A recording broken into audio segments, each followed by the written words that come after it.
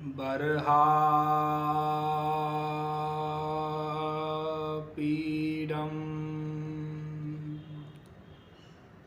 नटवरवपुः कर्णयो कर्णिकारं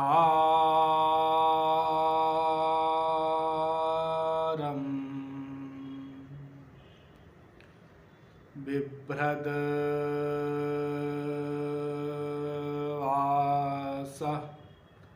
कनककपिशं वैजयन्ती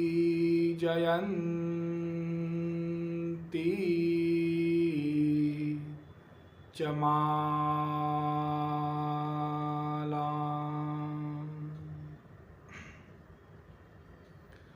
रन्ध्रान् वेणो रधरसुधया पूरयन् गोपवृन्दैः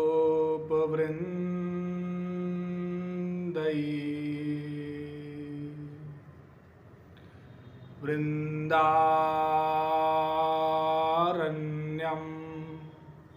स्वपदरमणं प्राविशद्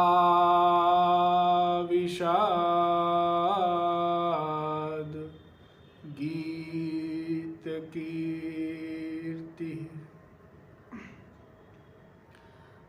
नमः कमलनाभाय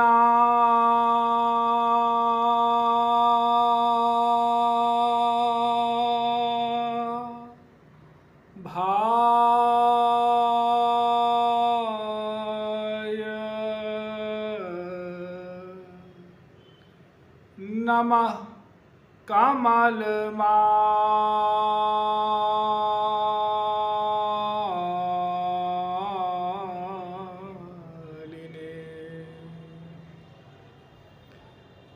नमः कमलपादाय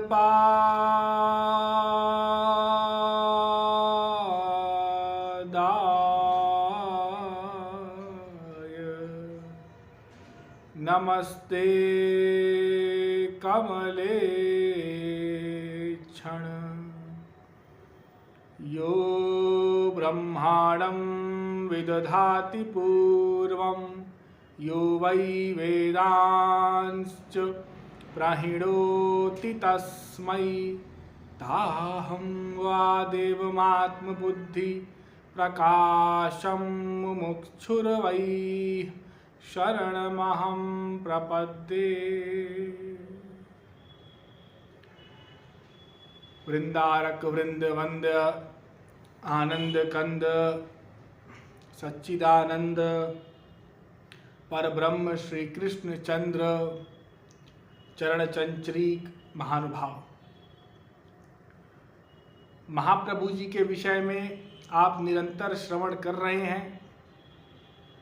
महाप्रभु जी के विषय में जैसे कि सबको ज्ञात ही है कि महाप्रभु जी नवद्वीप में भगवान नाम संकीर्तन करवाया करते थे।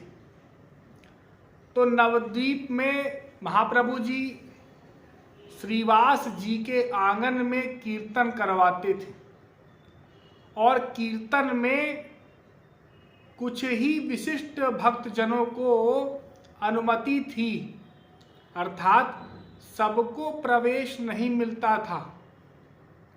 कुछ ही भक्तों के साथ महाप्रभु जी, अब किसी के घर का आंगन भी है तो कितना जगह होगा, हालांकि बहुत बड़ा था, बहुत विशाल आंगन था श्रीवास जी का, लेकिन जो अधिकारी जन थे उसमें एक बात यह भी है, जो अधिकारी जन थे उन्हीं को महाप्रभु जी प्रवेश देते थे, और जो हुल्लड़ करें और संकीर्तन में बुद्धि लगाएं, दोष बुद्धि करें महाप्रभु जी में और भक्तों के प्रति, तो उनको क्या प्रवेश मिलेगा।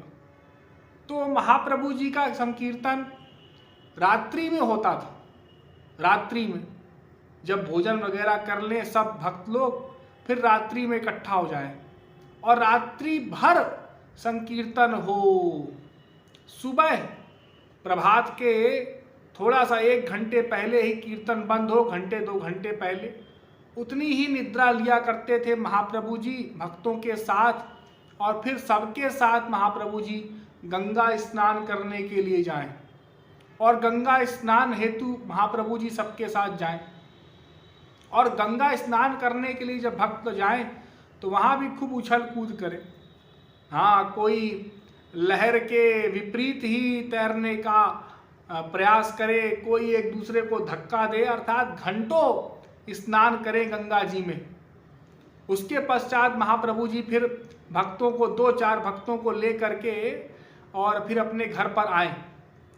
नित्यानंद जी तो नित्य रहते ही थे साथ में, नित्यानंद, हरिदास वगैरह, तो बिना उनके तो महाप्रभु जी भोजन करते नहीं थे।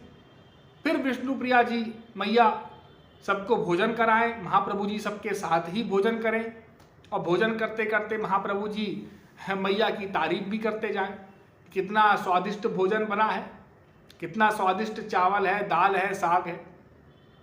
और इस प्रकार महाप्रभु जी फिर भोजन करके थोड़ा सा विश्राम करें, और फिर तीसरे प्रहर से भक्तजन एकत्रित होने लग जाएं महाप्रभु जी के निवास स्थान में। और फिर महाप्रभु जी कभी गीत गोविंद की ही व्याख्या करने लग जाएं, कभी भागवत की व्याख्या करें, कभी भक्तों का चरित्र सुनाएं, संकीर्तन हो। तो इस प्रकार दिन रात संकीर्तन होने लगा। तो भक्त लोग जो भगवान की भक्ति में रुचि रखते थे, जिनका अंतःकरण शुद्ध था, वे महाप्रभु जी से सब आकर्षित होने लगे और महाप्रभु जी के सब पास में आने लगे। सबने महाप्रभु जी से पूछा कि आप क्या चाहते हैं, हमसे क्या चाहते हैं, हमारे लिए क्या आज्ञा बनती है। तो महाप्रभु जी सबको एक ही आज्ञा देते थे, भगवान नाम संकीर्तन करने का। अरे 2, 4, 5, 10 लोग इकट्ठा हो जाओ और ढोल मजीरा करताल ले लो और स्मरण करते हुए, ध्यान करते हुए हरि नाम जपो, महामंत्र का कीर्तन करो या हरि नाम जपो, हरि हरि बोल कीर्तन करो। इस प्रकार से संकीर्तन का प्रचार जोर शोर से होने लगा। नवद्वीप ही नहीं, आसपास के बहुत से गांवों में भगवान नाम लोग लेने लग गए और कीर्तन मंडलियां खूब सारी बन गई। जगह जगह संकीर्तन होने लग गया। लोग मंजीरा, ढोल, करताल, झांझ, मृदंग इत्यादि से कीर्तन करने लग गए, सारे वाद्य यंत्रों से, कोई बोल करके, कोई नृत्य करके, कैसे भी कीर्तन करे। अब कीर्तन करने वाले जो नहीं थे, जो कीर्तन से ईर्ष्या करते थे, द्वेष रखते थे, जो नास्तिक प्रवृत्ति के लोग थे, उनको तो चिढ़ होती ही थी। लेकिन ये चिढ़, उनकी ईर्ष्या दिनों दिन बढ़ती चली गई। जैसे जैसे कीर्तन का प्रचार बढ़ने लगा, वैसे वैसे ही उन सब की ईर्ष्या बढ़ने लग गई। तो उन्होंने कहा कि भाई कोई उपाय करना पड़ेगा। क्यों? क्योंकि यदि कोई उपाय नहीं किया तो ये तो निमाई पंडित, महाप्रभु जी को निमाई नाम था तो लोग निमाई पंडित कहते थे, ये निमाई पंडित तो सबको ऐसा ही भक्त बना देगा और सबको अपना चेला बना लेगा। और ये लोग रात्रि भर कीर्तन करते हैं, जोर जोर से कीर्तन गाते हैं, सोने भी नहीं देते। जिसको देखो आजकल कीर्तन कर रहा है, बच्चे भी कीर्तन कर रहे हैं हमारे गांव। तो इस प्रकार से वे सब ईर्ष्या करने लग गए महाप्रभु जी से और उनके खिलाफ उन्होंने एक योजना बनाई। क्या योजना बनाई? उन्होंने कहा कि ये हमारे बस का तो है नहीं, हमको तो ये गांव वाले ही चुप करा देंगे। तो ऐसा किया जाए, ये जो मुगल शासक है, ये जो काजी है यहाँ का, चंद्र खां उस समय काजी था वहाँ का, नवद्वीप का, तो इससे शिकायत की जाए। ये वैसे भी हिंदू धर्म के प्रचार प्रसार से ईर्ष्या करते हैं और इनसे ऐसी शिकायत की जाए कि ये लोग हमारे बच्चों को डिस्टर्ब करते हैं, पढ़ने नहीं देते, रात्रि भर कीर्तन करते हैं, हम सो नहीं पाते, कोलाहल करते हैं, कोलाहल, कीर्तन कम करते हैं, शोरगुल अधिक करते हैं। ऐसी शिकायत की जाए, ऐसा कहा जाए। तो वो सब गए काजी के पास। तो काजी पहले तो इनको भगा दिया उसने, क्योंकि जो काजी का मकान था, घर था, वो नीलांबर चक्रवर्ती के घर के पास में था और नीलांबर चक्रवर्ती इनके नाना जी थे, महाप्रभु जी के। तो वे तो अपना भांजा ही मानते थे उनको। तो अपने भांजे के प्रति ही कैसा विरोध, और फिर संकीर्तन से कैसा विरोध। काजी कोई इतना क्रूर व्यक्ति तो था नहीं, लेकिन 3 बार 4 बार 5 बार जब शिकायत हुई बार बार, तो उन्होंने कहा कि कुछ तो गड़बड़ है। तो वो उनके पास फौज भी थी, सैनिक भी थे, वे सब सैनिकों को लेकर के और नवद्वीप में गए, जहाँ पर 5, 10, 20 लोग भक्त लोग कीर्तन कर रहे थे। उनके घर में घुस गए और उनके जो ढोल को उसको फोड़ दिया और उनको चेतावनी दे दी, यदि तुमने कीर्तन किया धीमे धीमे कीर्तन करो, यदि जोर जोर से कीर्तन किया बजा बजा करके तो तुम सबको जेल खाने में डाल देंगे। और जगह जगह जाकर के ऐसे ही भक्तों को डराने लगे, चेतावनी देने लगे। तो अब भक्त लोग तो स्वाभाविक है कि डर गए, उनके पास तो फौज भी थी कि क्या करें। तो कुछ लोगों के मन में ये भी भाव आया कि इस देश को ही छोड़ के चले जाएं, क्योंकि यहाँ तो ये मुसलमान लोग हमको कीर्तन करने देंगे नहीं, भजन करने देंगे। इससे अच्छा है कि हम किसी अन्य प्रदेश में जा कर के भगवान का संकीर्तन करें। तो ये सब महाप्रभु जी के पास गए कि चलो महाप्रभु जी के पास ही चल के पूछते हैं कि अब क्या किया जाए। जब महाप्रभु जी के पास गए, महाप्रभु जी से कहा कि महाप्रभु जी हम क्या करें, या तो कीर्तन बंद कर दें क्योंकि ये तो काजी हमको डराता है और वो सही में उसके पास तो राजा की सब फौज है, वो हमको जेल खाने में डाल देगा, तो इससे क्या उपाय निकले, और या तो हम इस नगर को ही छोड़ के भाग जाएं, चले जाएं। तो महाप्रभु जी ने कहा कि नहीं, तुमको इन दोनों में से कुछ नहीं करना होगा, ये दोनों ही नहीं करना होगा तुमको ना ही देश छोड़ के जाना है और ना ही संकीर्तन बंद करना है। मैं उस काजी का इलाज कर दूंगा, उससे निपट लूंगा। महाप्रभु जी ने इतना आश्वासन दे दिया और उनसे सबसे कह दिया कि तुम लोग जाकर के अपना संकीर्तन जारी रखो, संकीर्तन बंद नहीं रखना है। सब ने जाकर के संकीर्तन करना फिर से प्रारंभ कर दिया।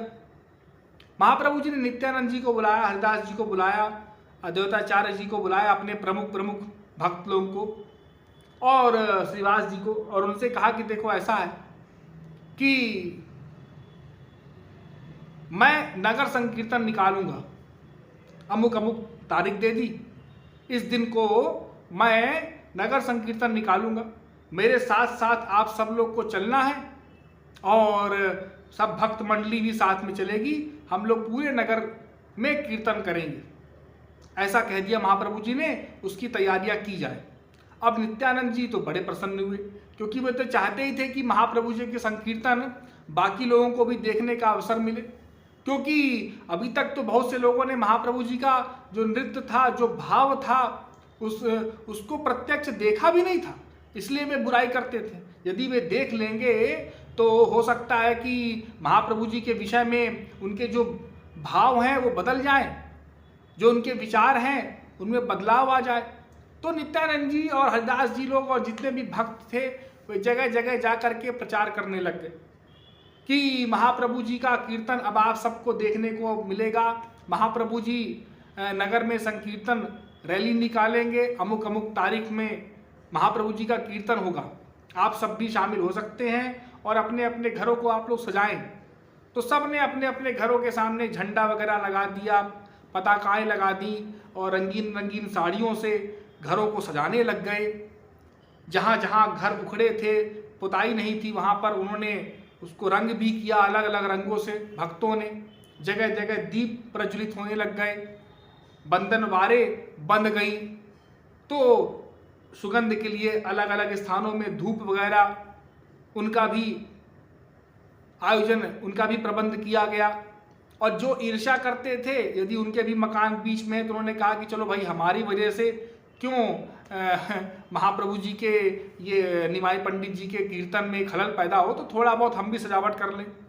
हर सब एक दूसरे को देख करके और सजावट करने लग गए। पूरे नगर में उत्सव जैसा हो गया, जैसे उत्सव हुआ करता है ना, तो उत्सव में तो सब उसी प्रकार से हो जाते हैं ना, चाहे कोई भी जाति का हो, कोई भी संप्रदाय का हो। हमारे यहाँ भी जो दिवाली होली मनाई जाती, सब उत्सव मनाते हैं, तो उसी प्रकार से सब उत्सव के रंग में रंग गए। जो बहुत अधिक ईर्ष्या करते थे उनको छोड़ करके बाकी सब ने उसकी तैयारियां की, सजावट की अपने अपने घरों की, और सब उस दिन की प्रतीक्षा करने लग गए जब महाप्रभु जी अपनी भक्त मंडली के साथ संकीर्तन करते हुए बाहर निकलेंगे। अब वह दिन आ ही गया। महाप्रभु जी का श्रृंगार महाप्रभु जी के परम भक्त श्रीवास ने प्रारंभ किया। महाप्रभु जी के जो घुंघराले बाल थे उनमें बड़े सुगंधित तैल डाले गए और बड़े अच्छे से चोटियाँ गूंथी गई, उसमें तमाम प्रकार के फूलों से सजावट की गई। महाप्रभु जी ने बहुत ही अच्छा पीताम्बर धारण कर रखा था और बहुत ही अच्छी चुनरी महाप्रभु जी ने ओढ़ ली। उसके पश्चात महाप्रभु जी के एक गले से लेकर के घुटने पर्यंत श्रीवास ने एक माला पहना दी और महाप्रभु जी को एक पान की बीड़ा भी दे दी, उससे भी लालिमा उनके होंठों में छा गई। और महाप्रभु जी तो स्वाभाविक बहुत सुंदर दिखते थे, गौर वर्ण के थे। अब आप भक्त लोग कल्पना कर ही सकते हैं कि महाप्रभु जी उस दिन कितना सुंदर दिखाई पड़ रहे होंगे। तो इस प्रकार से सजावट करके और महाप्रभु जी जब घर के बाहर निकले तो वहाँ पर बहुत अधिक भक्तों की भीड़ थी, अपार भीड़ थी। वो देखते ही कोलाहल करने लग गई। महाप्रभु जी को देखते ही वो भक्तों का अपार समूह कोलाहल करने लग गया, हरि हरि बोल करने लग गया, गौर हरि बोल करने लग गया। महाप्रभु जी ने सबको शांत किया। फिर महाप्रभु जी ने अलग अलग टोलियां बनाई। एक टोली बना दी अद्वैताचार्य की, एक बना दी हरिदास जी की और स्वयं सबसे पीछे हो गए नित्यानंद जी और गदाधर भक्तों को लेकर के। एक श्रीवास जी की बना दी टोली, 4 संप्रदायों में बांट दिया और सब में अलग अलग कीर्तन करने वाले, अलग अलग ढोल झांझ मृदंग करताल बजाने वाले और अलग अलग नृत्य करने वाले, वादन करने वाले तमाम महाप्रभु जी ने बांट दिया। हजारों की भीड़ तो वैसे ही हो गई। अब महाप्रभु जी के पैरों में पायल पहना दी श्रीवास जी ने। फिर महाप्रभु जी ने अपने बाएं पैर की थिरकन से पायल के नूपुर के झंकार से प्रारंभ किया कीर्तन। तो सब भक्तों ने पायल पहन ली और सबने कीर्तन करना प्रारंभ कर दिया। महाप्रभु जी का इशारा ही होना था कि कीर्तन प्रारंभ हो गया। सब गाने लगे और अलग अलग संप्रदाय वाले अलग अलग कीर्तन गाते थे, अलग अलग टोली वाले, और झांझ मृदंग करतालों की ध्वनि से पूरा आकाश पृथ्वी सब गुंजायमान होने लग गया।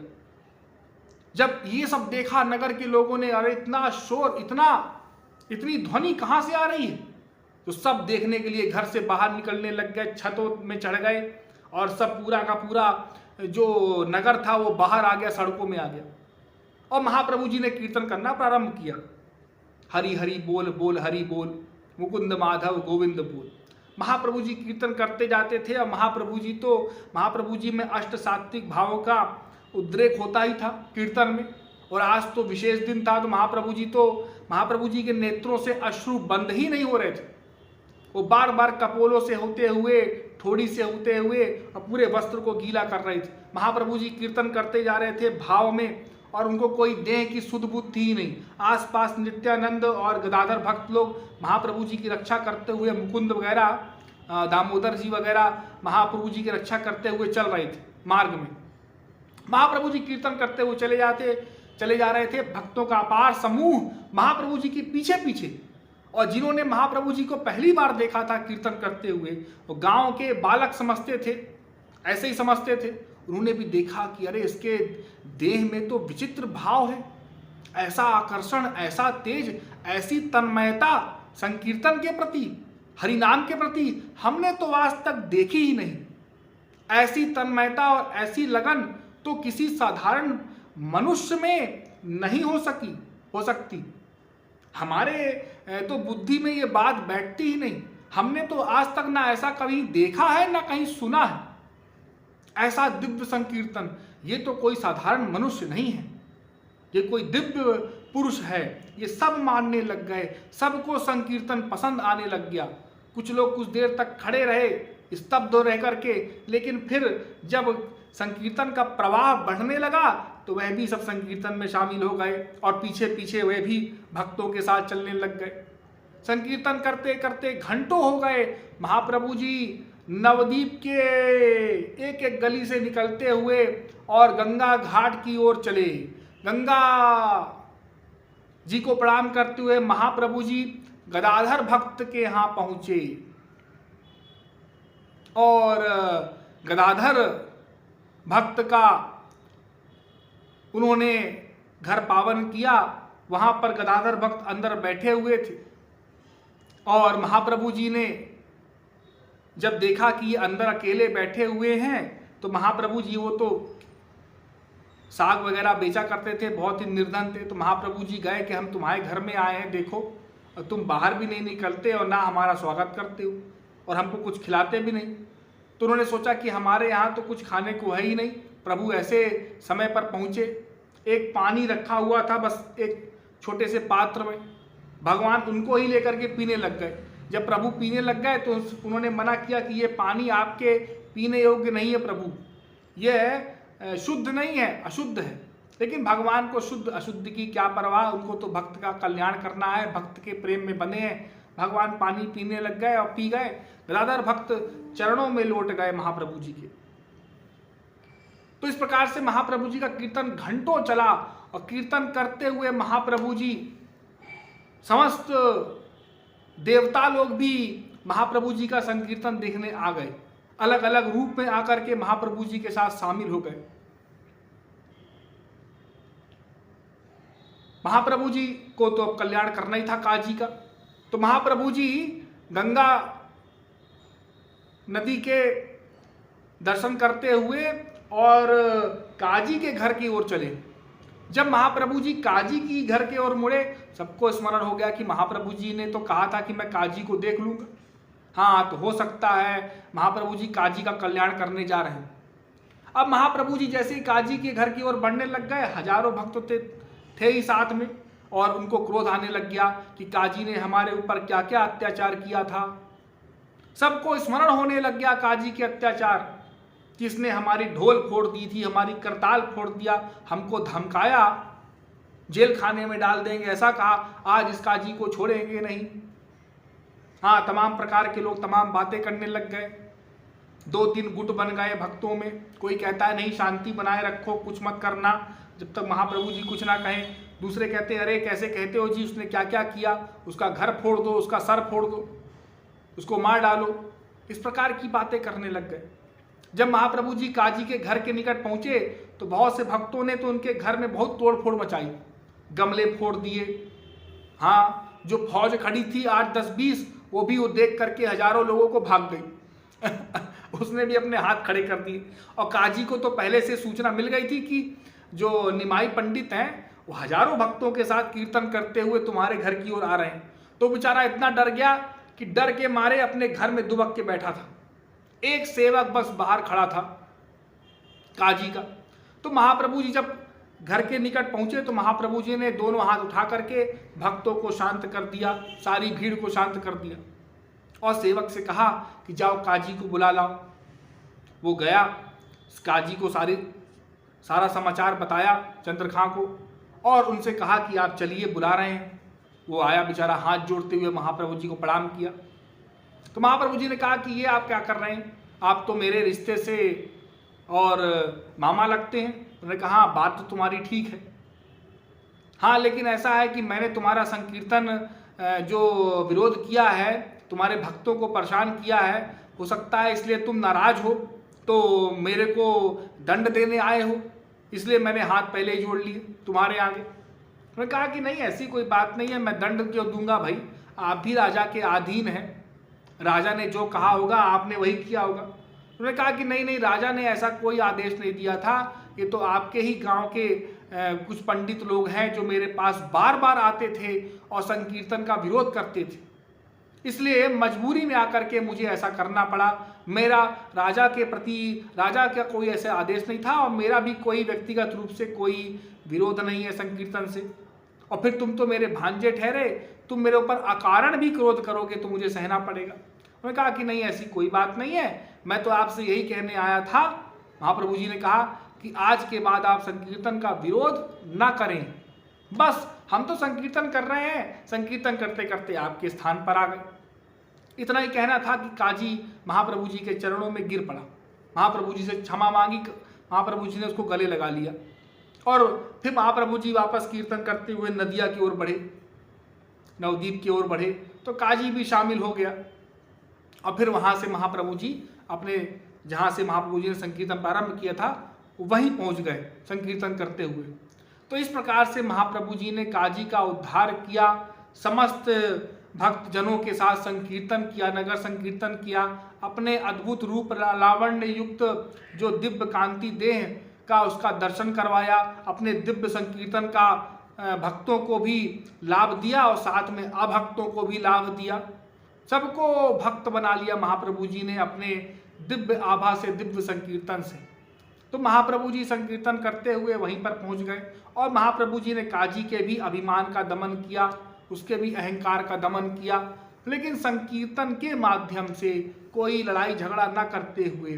तो इस प्रकार महाप्रभु जी के भी संकीर्तन में बहुत विरोध हुआ था, बहुत विरोध होता था, लेकिन महाप्रभु जी ने उसको अपने अनुसार प्रेम से काजी को समझाते हुए, संकीर्तन का महत्व प्रदर्शित करते हुए और संकीर्तन का महत्व भक्तों के सामने प्रकट करते हुए इस विरोध को रोका, इस विरोध को मेटने में, इसको समाप्त करने में महाप्रभु जी समर्थ हुए, अन्यथा तो लड़ाई झगड़ा प्रारंभ हो जाता। तो यही भक्तों को भी सीखना चाहिए महाप्रभु जी से कि जब भी कभी विरोध हो संकीर्तन का, साधना का, हम लोग क्रोध में ना आए, क्योंकि क्रोध से बात बिगड़ जाएगी। सामने वाला तो चाहता है कि तुम क्रोध करो ताकि तुम्हारी साधना नष्ट हो, तुम्हारा संकीर्तन नष्ट हो, तुम्हारी भक्ति नष्ट हो, तुम भी वैसे ही बन जाओ घोर संसारी। आए दिन लोग कंप्लेन करते हैं, महाराज जी हमारे घर में हमारे पिताजी, हमारे माताजी, हमारे रिश्तेदार हमसे नहीं चाहते कि हम संकीर्तन करें, हम आश्रम में जाएं, हम वृंदावन जाएं। वे चाहते हैं कि हम पढ़ाई लिखाई करके, नौकरी चाकरी करके और ऐसे ही संसारी बने रहें। तो ऐसे में हमको क्रोध आ जाता है, हम भी गड़बड़ बातें कर देते हैं, कुछ रोष में आ जाते हैं। तो क्रोध नहीं करना है, शांत बने रहना है।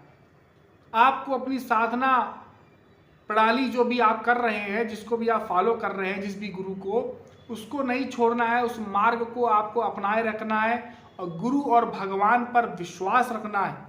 वो अपने आप मार्ग निकाल लेंगे, आपको कुछ नहीं करना है। ये स्मरण रहे, आपको भगवान का स्मरण करते रहना है और ना ही किसी से आपको भिड़ना है, वरना आपकी भी साधना नष्ट होगी, क्रोध आएगा वह भी बेकार, और जो समय खराब हुआ वो भी। इसलिए आपको अपनी साधना भक्ति में ध्यान देना है, इधर उधर की बातों में ध्यान नहीं देना है। तो यही इस सत्संग का सार है, यही मैं बताने का प्रयास कर रहा था। महाप्रभु जी ने भी अपने संकीर्तन के माध्यम से यही संदेश दिया।